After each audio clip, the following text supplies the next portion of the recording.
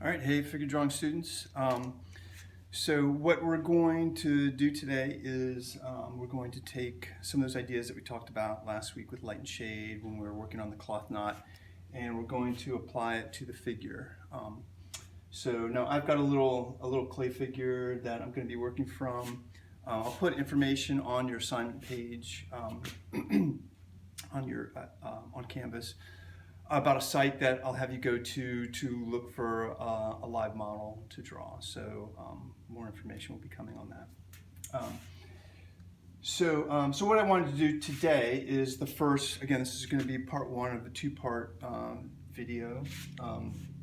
So today I'm going to do exactly what I did with the cloth knot, just sort of lay out the general parameters, find the light and shade, and then I'll work those shapes a little bit to get the drawing better, and that'll put us in a position to then get a little bit more elaborate with the light and shade for part two of the project. So so you'll tone a piece of your good paper, and with charcoal you're going to map out the large gesture and proportions of the figure. So unlike the cloth knot here with the figure, we've got to go back to that idea of gesture and make sure that we start at the beginning and just think about those big sort of arcing shapes first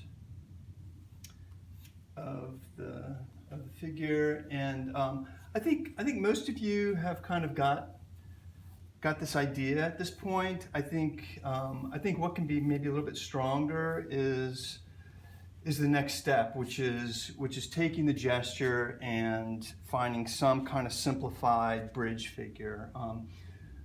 I've just noticed in the last couple drawings that we did in class that maybe there was a little bit too much of a gap between this gesture, like you had a simple gesture and then you were trying to build a complex figure on top of it. And it's really important for you to take the ideas that I've given you or come up with your own and find some idea of a bridge figure where you can continue to work with construction lines and sort of find the general proportions of the figure before you go to the angular part of the drawing.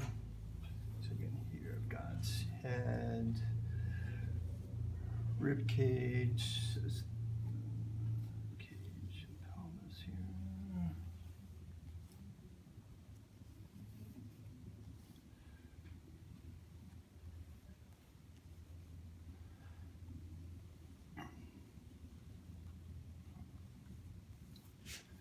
Again, this part of the drawing, I'm really just not even really thinking about the actual outline that I see yet. Just really concentrating on the rhythm, making sure that I keep the rhythm as I start moving a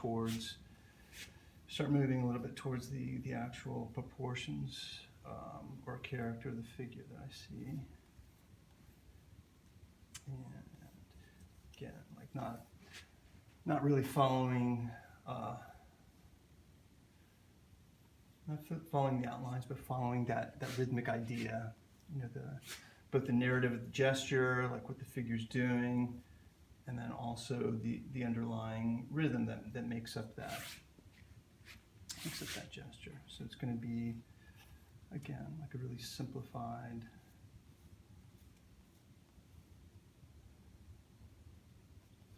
idea.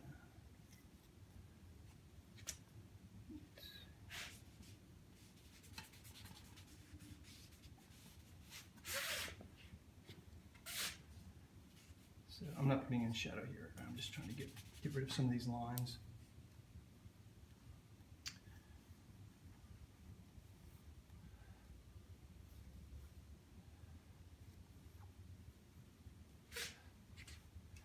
So here again, keeping this big sort of arc that runs through the figure. That's gotta be there at the end of the day. So if I lose that, it's all for naught. And again, feel free to make construction lines on the inside of the figure. That's really important, I think, at this stage. Not to shy away from from making guidelines for yourself. So not getting wrapped up with the silhouette too quickly.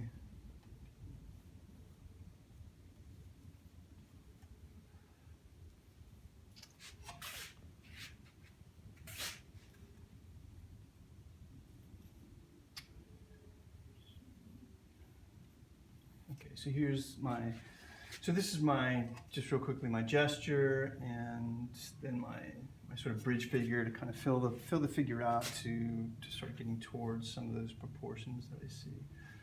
Okay, so now what I'm going to do is come in with straight lines and find a little bit more of the specific shapes that I see.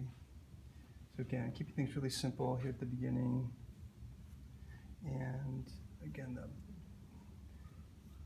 the idea here is that as I get more specific with some of these outlines, I don't want to lose the gesture. So I've got to keep that gesture going.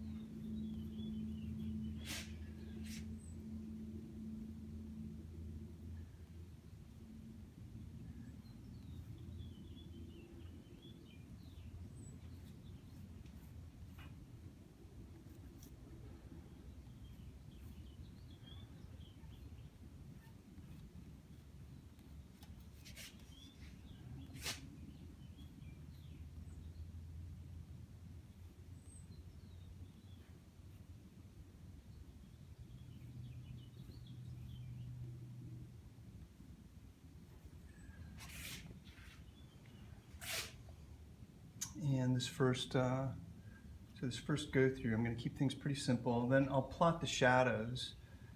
So this video is not interminable, and then I'll spend a little time just kind of working on the things that I put in, and I'll come back. But let me just finish out this angular drawing first.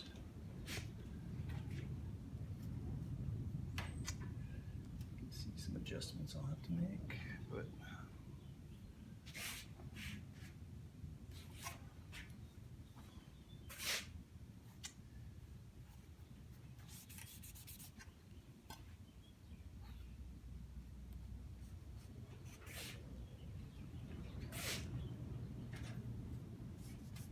so what I'm going to do now, so this is really quick. I'll have to change some of this when I go back to it, but we'll just leave it for now. What I'm going to do now is plot the shadow shape, just again, very simply, and I'll manage this a little bit with a little bit more diligence on my own. So, but basically, put my glasses on.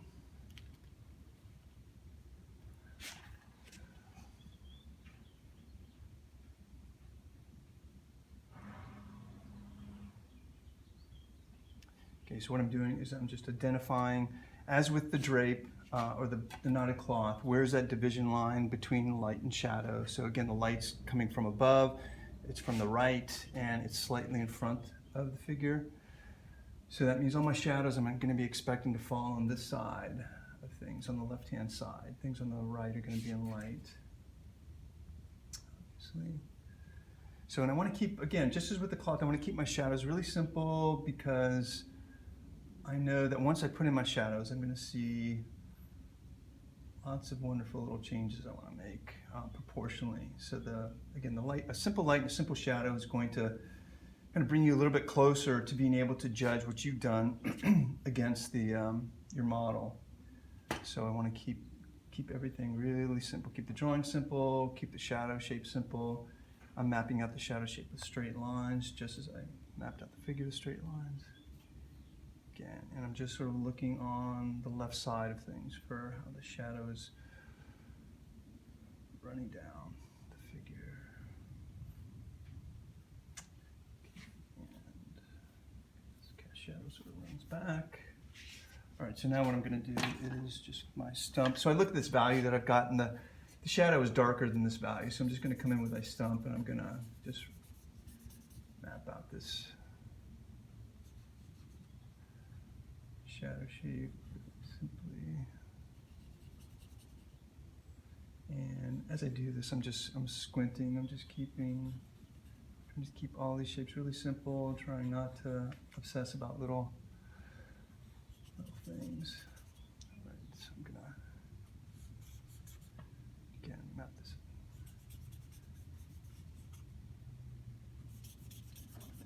quickly and stage. So again, just thinking flatly and just taking this to where we took that cloth knot at the beginning. All right, so at this stage I'm going to stop and I'll make adjustments. I'll sort of see what I have here with this light and shade, and then I'll come back to you when I get this a little bit closer to being ready for the next step.